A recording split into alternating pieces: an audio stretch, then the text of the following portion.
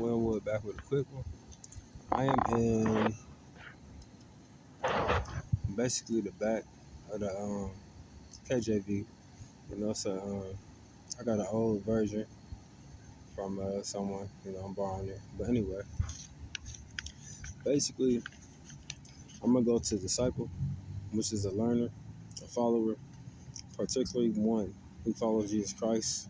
When there's 12 disciples, um, basically, to my knowledge, um, a disciple is one who follows Christ. But also, they would say that the Jews or Christ was the God of the Jews. You know what I'm saying? So, and everybody knew the disciples back in the day.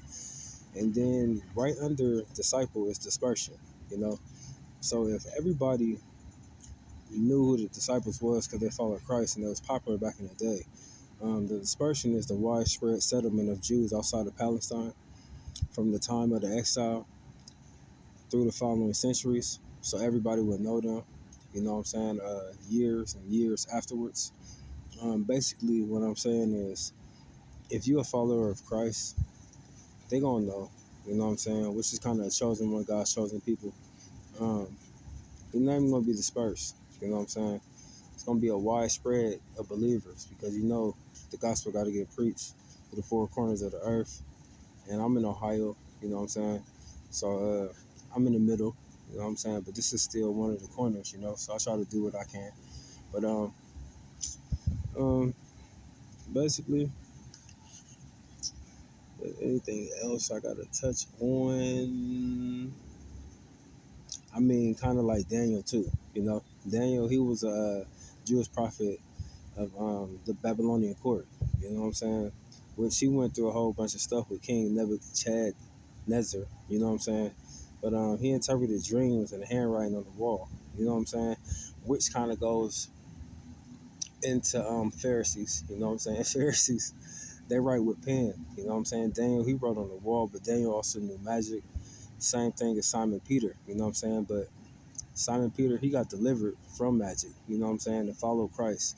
So it seems to me like Simon Peter was like of sorcery, and he got delivered by Christ, so he started to be a disciple. But Daniel, he grew up in the Babylonian system, which is Babylon, which you can get saved by Babylon also. So it's almost like, but then he brought King Nebuchadnezzar, he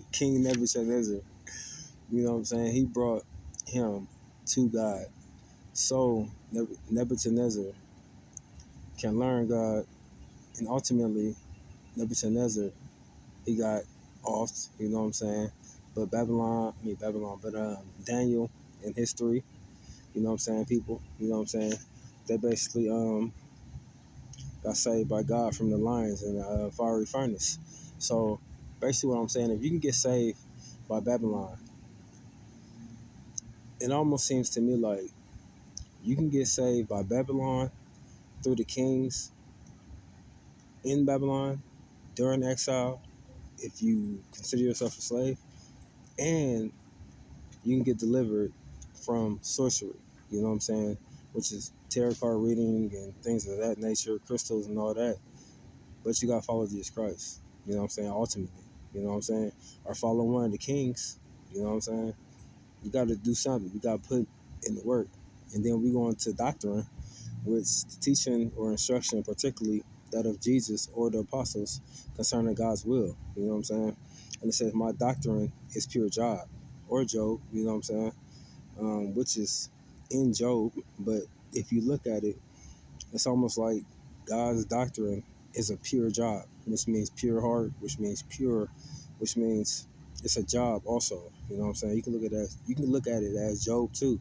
But if you follow Christ and you're trying to be a deacon, a servant or minister, an officer of a local church who assists the minister or priest, then your pure job is Jesus Christ or Job. That's what your main focus is. You got to be 5 years into it. You can't be a drunkard.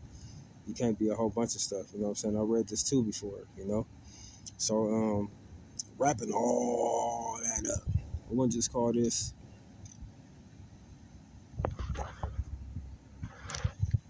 Kjv Encyclopedia. With that being said, shalom, shalom. Shout out Ibrahim. Nobody tells you to love you. You know I do. Have a nice day.